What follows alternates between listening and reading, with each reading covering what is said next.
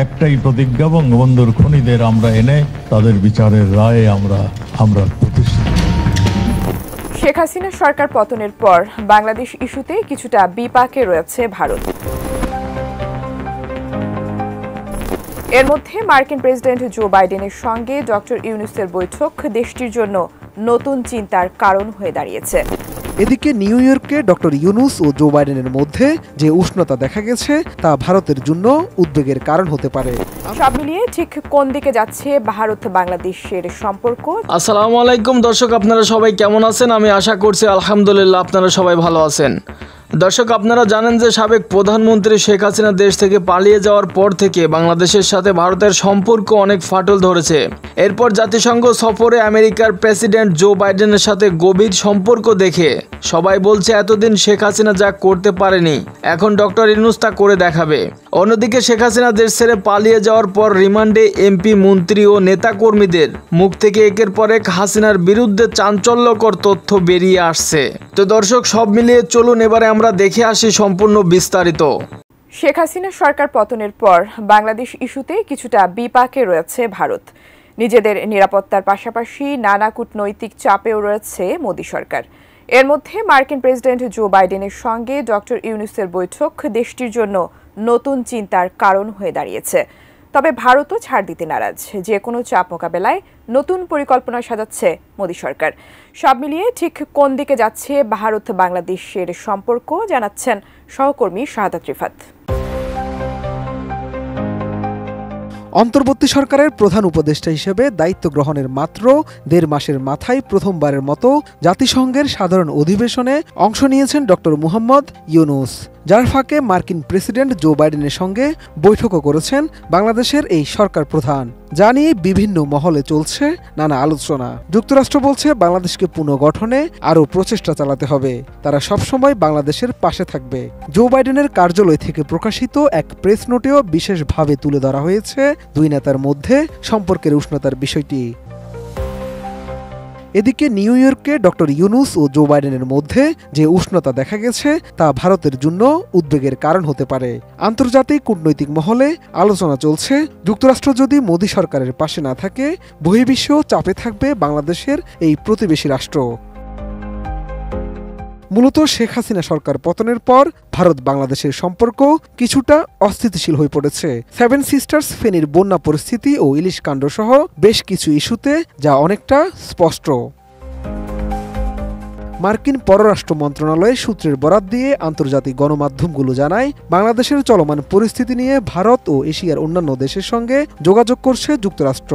বিশেষভাবে বাংলাদেশের সহিংসতার অবসানে ভারতের সাথে সম্মিলিতভাবে কাজ করবে ওয়াশিংটন। এছাড়া তারা আরও জানায়, বাংলাদেশের বিশৃঙ্খল পরিস্থিতি বন্ধ, জবাবদিহিতা এবং আইনের সুশাসনের জন্য চাপ অব্যাহত রেখেছে যুক্তরাষ্ট্র। সাম্প্রতিক ঘটনা নিয়ে আলোচনা করার জন্য ভারতের পাশাপাশি এই অঞ্চলের অন্যান্য দেশের সাথেও যোগাযোগ করছে দেশটির মুখপাত্ররা। অন্যদিকে সীমান্তে নিরাপত্তা জোরদারের পাশাপাশি অনুপ্রবেশ ইস্যুতে বাংলাদেশকে একের পর এক হুমকি দিয়ে যাচ্ছে ভারতও। তাই শঙ্কা দেখা দিয়েছে, মোদী সরকার কি তাহলে বাংলাদেশের অন্তর্বর্তী সরকারের সাথে কাজ করবে না? কোন দিকে যাচ্ছে ভারত বাংলাদেশের সম্পর্ক? এর মধ্যে জানা গেল ভিন্ন তথ্য। আগের অবস্থান থেকে সরে গিয়ে নতুন পরিকল্পনা সাজিয়েছে মোদী সরকার। ডক্টর ইউনূস ও জো বাইডেনের বৈঠক পরবর্তী পরিস্থিতিতে বাংলাদেশের নতুন সরকারের সঙ্গে সম্পর্ক স্থাপনের জোর চেষ্টা করছে ভারত। ৫ আগস্টের পর যেসব রাজনৈতিক নেতা ও পুলিশ কর্মকর্তা গ্রেফতার হয়েছেন তাদের কে কোথায় কোন কারাগারে আছেন? বিলাসী জীবনযাপন ভোগের পর কারাগারে যারা আছেন তাদের বেশিরভাগই ডিভিশন পেয়েছেন, পাচ্ছেন বিশেষ খাবার, ব্যক্তিগত কাজের লোক ও পত্রিকা। কারাগারে থাকা তাদের বর্তমান পরিস্থিতির কথা জানাচ্ছেন ফয়সাল হোসেন। একটাই প্রতিজ্ঞা, বঙ্গবন্ধুর খুনিদের আমরা এনে তাদের বিচারের রায়ে আমরা প্রতিষ্ঠিত। শেখ হাসিনা সরকারের পতনের পর আওয়ামী লীগ নেতা, মন্ত্রী, এমপি ও প্রভাবশালী ব্যক্তিদের নামে মামলা হয়েছে শত শত, যাদের অনেকেই এখন জেলখানায়। বন্দীদের বেশিরভাগের ঠাঁই হয়েছে কেরানীগঞ্জ কারাগারে। বিভিন্ন কারাগারে ডিভিশন পেয়েছেন ৪৭ জন, যাদের মধ্যে আছেন Salman F Rahman, Anisul Haque, Dipu Moni, Junaid Ahmed Palak, Rameshchandra Sen, M A Mannan সহ আরও অনেকে। কারা কর্তৃপক্ষ জানায়, ডিভিশন পাওয়া আসামিরা থাকেন আলাদা একটি রুমে, যেখানে থাকে একটি বিছানা, কাঁথা বালিশ, টেবিল চেয়ার ও ফ্যান। মেলে ব্যক্তিগত টয়লেটের সুবিধা। প্রতিদিন দেয়া হয় 2টি পত্রিকা। খাবার তালিকায় সকালে রুটি, সবজি, ডিম, দুপুরে ভাত অথবা মাংস ও ডাল, রাতে ভাত, মাছ, সবজি পান তারা। মাসে একবার দেখা করতে পারেন পরিবারের সাথে। সপ্তাহে একদিন 10 টাকার বিনিময়ে মোবাইল ফোনে কথা বলতে পারেন 10 মিনিট। বাদ যায়নি আইনশৃঙ্খলা বাহিনীর কর্মকর্তারাও। আওয়ামী লীগ সরকারের গুম খুমের মাস্টারমাইন্ড জিয়াউল আহসান পেয়েছেন প্রথম সারির ডিভিশন।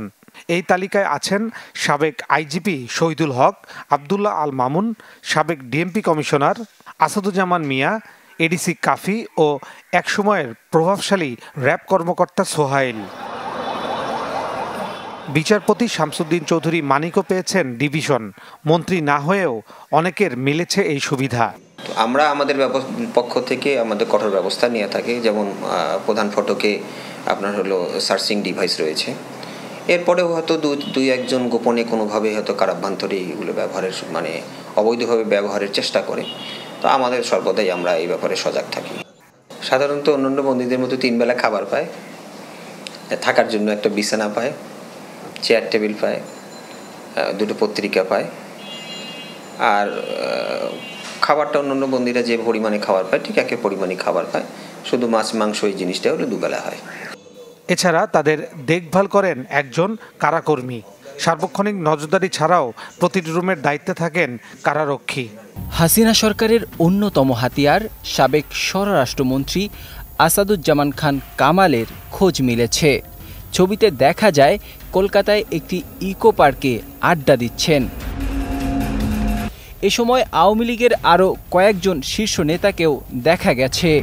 পার্কে দায়িত্বরত ব্যক্তিরা জানান, বাংলাদেশেরাও এই ইকো পার্কে বেড়াতে আসেন। আসাদুজ্জামান খান কামালকে ধরতে দেশে 4 দফা অভিযান চালালেও ব্যর্থ হয় আইনশৃঙ্খলা রক্ষাকারী বাহিনী। তাকে ধরতে না পারলেও এরই মধ্যে তার ছেলেকে গ্রেফতার করা হয়েছে।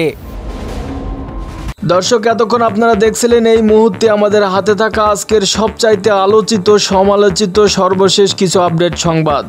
দর্শক, আপনারা জানেন যে আমরা প্রতিদিনের ভাইরাল ও সবচাইতে বেশি আলোচিত সংবাদগুলি খুঁজে বের করে আপনাদের জন্য একসাথে প্রচার করে থাকি, যাতে করে আপনারা কোনো ঝামেলা বা খোঁজাখুঁজি না করে বাংলাদেশের বর্তমান অবস্থা ও রাজনৈতিক পরিস্থিতি সম্পর্কে জানতে পারেন।